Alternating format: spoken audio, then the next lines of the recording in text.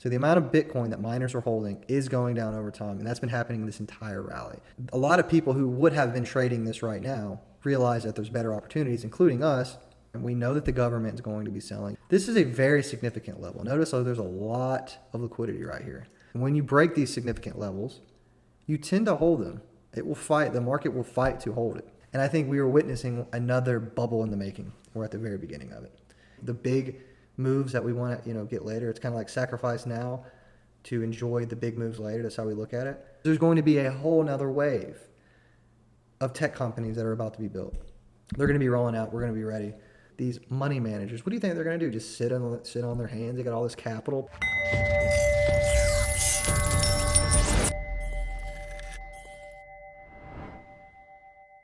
Right now we're looking at the Bitcoin chart. You see this little tight range. Each candle here is a day. We've been in a little tight range over the last week or so. This is really like, I would say, a swing trader or most traders' nightmare, this kind of scenario where the price is really not going anywhere. It's just kind of staying compressed in this tight little spot here. Eventually this will break out, but this is really just meaningless. It's kind of dead right now. And there's some reasons for this we'll go into, but first I just kind of want to show you guys a little overview. I do believe that this will eventually break down, likely lower, and we'll kind of go into reinforce really why I believe that. This is not really concerning longer term. It's just kind of inevitable, I think, with some of the dynamics that we're going to be seeing over the next few weeks. But the main reason that the price has been kind of compressed and it's just doing nothing right now is because you do have people who want to buy lower. We're going to go over that after we talk about the miner selling. But the reason that it's not going up aggressively is because there's miner selling. So let's just talk about that for a second. Okay, we've been talking about this. I told you guys I'd bring you an actual data set that supports this concept, which is that the reserves, the miner reserves, which is the amount of Bitcoin that is held within associated miners' addresses that we know of, that are that we know for sure are miners, is going down. Okay, so the amount of Bitcoin that miners are holding is going down over time, and that's been happening this entire rally, which tells you that they just faded it really from the onset. As you can see, it never really started going up substantially. It's just been going down, the amount of Bitcoin that they're holding, which tells me that that's concerning in some ways. But to be honest with you, this is just a business decision.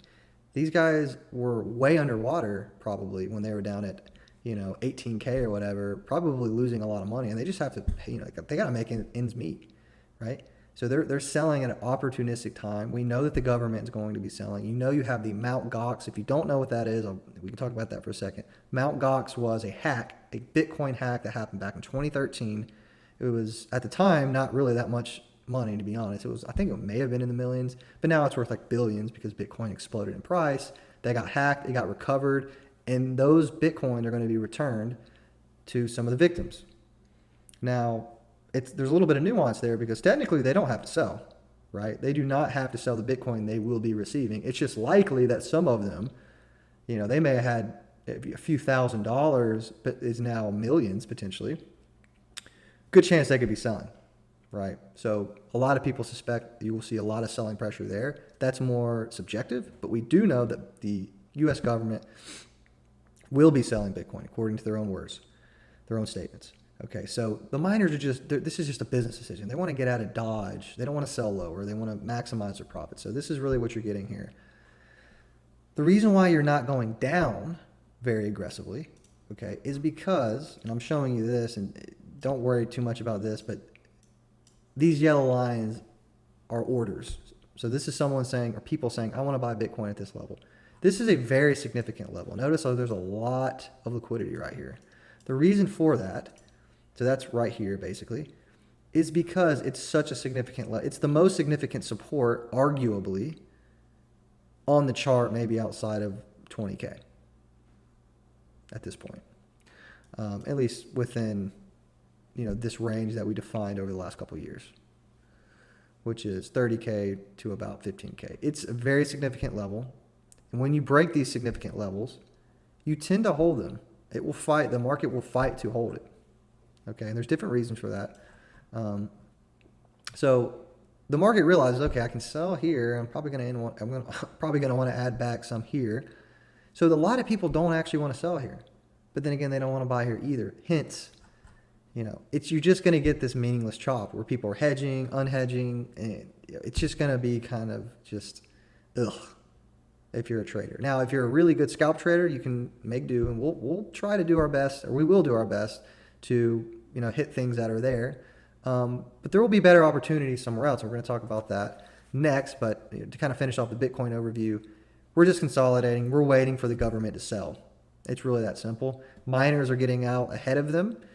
After the miners are done selling, after the government's done selling, and we may have to wait till after Mt. Gox. Hopefully, the market will kind of start to make a move before that, but let's just assume the worst case. That would mean sometime probably Q3, towards the end of the year, maybe August, October, somewhere like that. I think you could start to see a reverse. To me, that's the worst case. I think you could actually see positive movement really right after the government. It's confirmed that the government has started offload, because that's really the big risk factor. We can go into maybe timing on that later. We really don't know exactly when they'll do it. They're not broadcasting, hey, we're going to sell tomorrow, right?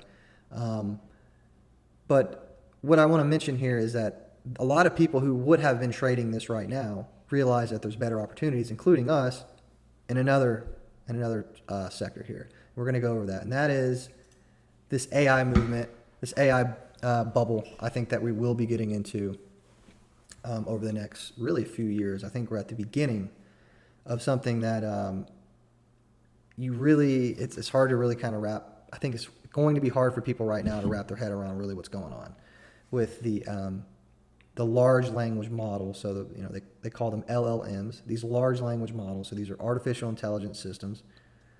Like, they're going to be having an impact on particular asset classes, like obviously tech stocks and stuff like that, and it could get explosive. Okay, it could get very what I call reflexive, or what George Soros, he famously coined the concept of reflexivity. Reflexivity, right? That is the concept of once price starts to move in a particular direction, it tends to have these second order effects that causes human behavior to want to reinforce those movements up. You also get this to the downside. And I think we are witnessing another bubble in the making. We're at the very beginning of it. We're at the very beginning of the next tech bubble. I think it could be comparable to the tech bubble in the late 90s. That's kind of subjective. But I'm showing you this Bard page here, because this is Google's ChatGPT competitor. So this is a chat bot. And this thing is extremely powerful. Okay, these systems are very capable of doing all sorts of a task. I mean, it really is generally good at a lot of different things, whether that's software engineering or even artistic things like creating generative content and things like that, which tells me that because it's so good at so many different things, people are about to be building new companies on top of this technology that we can't even really fathom right now, is what I'm saying. To give you kind of an example, when the microprocessor revolution happened in the 60s and 70s, the beginning of it, no one could have told you, hey, your grandchildren are going to be on YouTube and TikTok, and you're going to have like, e-commerce and all of these different things on the internet. First of all, you wouldn't, if you said you're going to have the internet, they wouldn't have been able to understand these things, right? To the engineers at the time, they're like, oh, there's a microprocessor, and we can perform these computational things on a circuit board and do interesting things with them. No one could have told you what would come next. That is where we are right now, but this is probably, in my opinion, much bigger than that in terms of the impact it will have on society. I think this is going to usher in really like a digital renaissance if it goes the right way. And we're not here to talk about, the dangers of this. There's a bunch of podcasts that can steer you there. But what we want to talk about is the opportunities that DeFiancy sees is absolutely just, we would be very silly not to take advantage of. And let's just kind of look at what's going on with the NASDAQ, because I think it illustrates it very well. Let's go back a few months. Everyone's telling you the end of the world's coming. Do not buy stocks, sell everything, build a bunker, store water. I'm serious, right? This was like the narrative. I'm kind of exaggerating, but not really. I mean, a lot of people were telling you recession, end of the world, everything's going to collapse.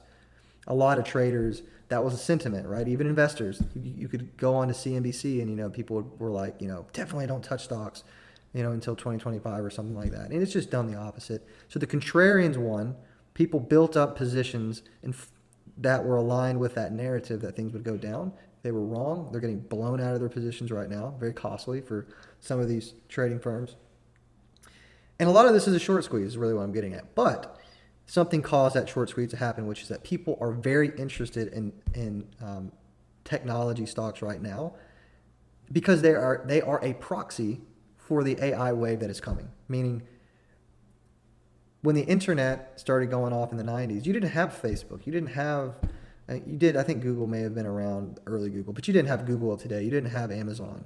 Well, actually, you did have Amazon, sorry. You didn't have like some of the big internet companies, especially on the social media side, right? And you didn't have some of the big internet giants that exist today in the early 90s, right?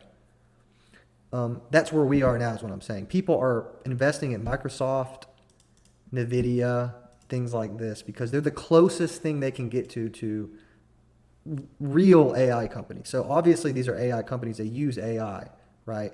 But they're not like application specific AI companies, meaning like they're not the second order companies that are going to come because of this technology. These are going to be the big, explosive, frothy, just chaotic almost markets. Because I think you're going to get that here in the next few years.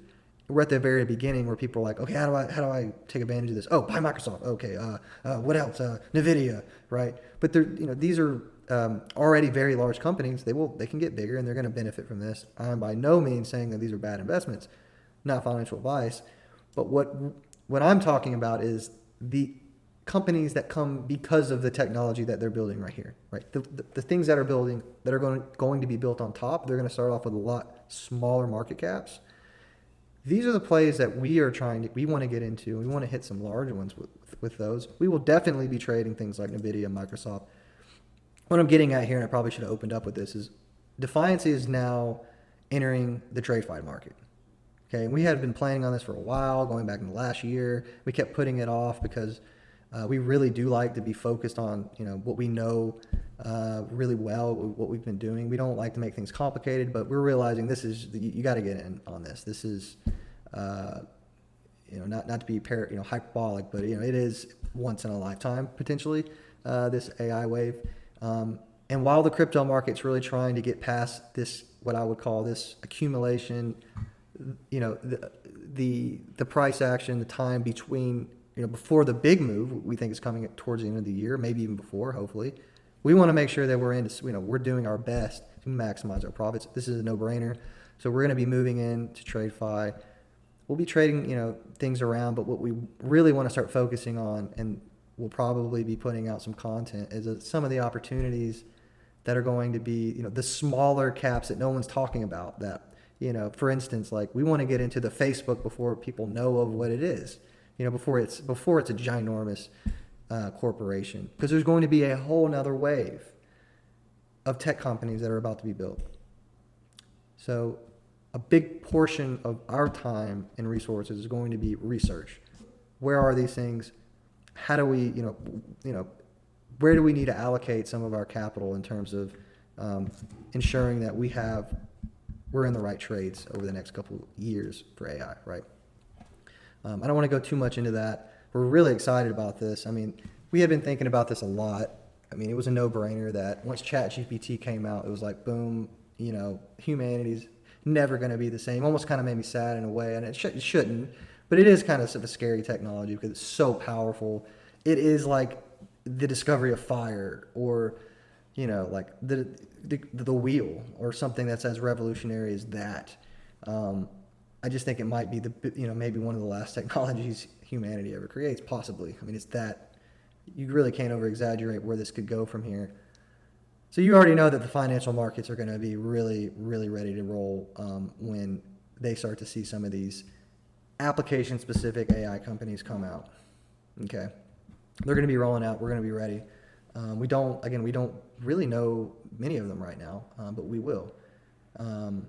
I think that's pretty much all I want to talk about with the AI stuff. Again, just to kind of finish this off, explosive. I mean, look at this. This is what I would call just absolutely bullish. I don't expect this to stop with some of these. Now, again, very large market cap already. This thing's on a tear. You got to be careful with these things. It's not financial advice. We're just saying that this is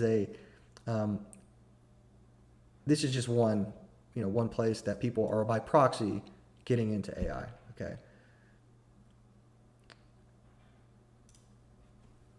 One thing I want to mention here, and I want to finish it off with this.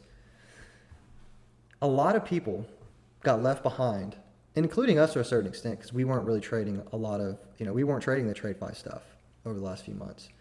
We were actually bullish on TradFi. We talked about I don't know if we put this into videos, but we thought that there would be a melt up, not for the reasons we're seeing now with AI. We just thought that the contrarians were going to win because people were going to have so many insurance policies, which was like, shorts and puts and stuff like that, all at the same time, and realizing they needed to close them, that we were going to get a big melt up anyway. That's a whole nother side item there.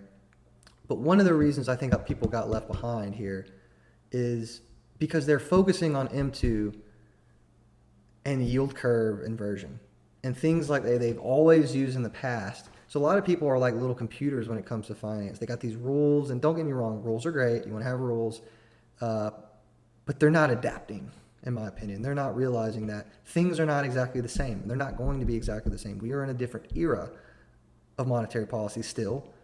And some of the rules are not going to play, like things may not play out exactly the same. They may rhyme a little bit and obviously use common sense.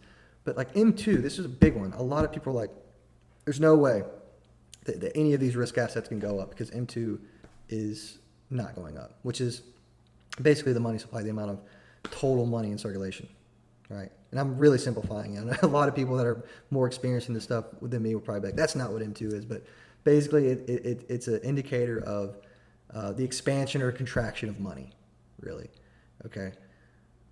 It's not going up right now. It will go up over time. I think everybody believes that, but no one thought that you could have these equity markets doing what they're doing right now. So just what I'm trying to say is people need to be open-minded. They're going to say there's no way you're going to have this AI tech bubble. It can't happen, blah, blah, blah, blah, blah. Recession, yeah, meteor is going to hit. These people are very bearish, wishing for the worst. And honestly, at this point, I think people are upset they did not get in, and they want to kind of double down on their stubbornness, some people. But eventually people are going to capitulate and say, I got to jump into this thing. They have a job to do. A lot of these hedge funds, obviously, these money managers, what do you think they're going to do? Just sit on their hands? They got all this capital, potentially, that they stored up over 2022? No, they're going to FOMO in, and it's going to get reflexive, in my opinion. Not necessarily the stock market in general.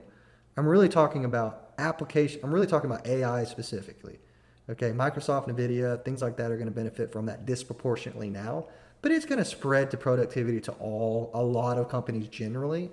So I think the S&P 500 will benefit from this significantly because, again, this is like the internet boom. The internet just the people who got into the internet, the companies, they did well, right? Because they were able to have a more efficient way to make money, lower cost in many ways. This is definitely going to be the same. That's really all I got today, guys. I think I've rambled enough. Sorry if I kind of flew through that stuff too quickly. But we want to continue to update you guys on what we're doing. And the main takeaway from this is, look, Bitcoin's going choppy sideways. That's okay. There's reason for that. We're not impatient. We're going to be patient with, the big moves that we want to, get later. It's kind of like sacrifice now to enjoy the big moves later. That's how we look at it. But we're not just going to sit on our hands and not do anything. We're going to start to move some funds into TradFi and take advantage of the opportunities that are there.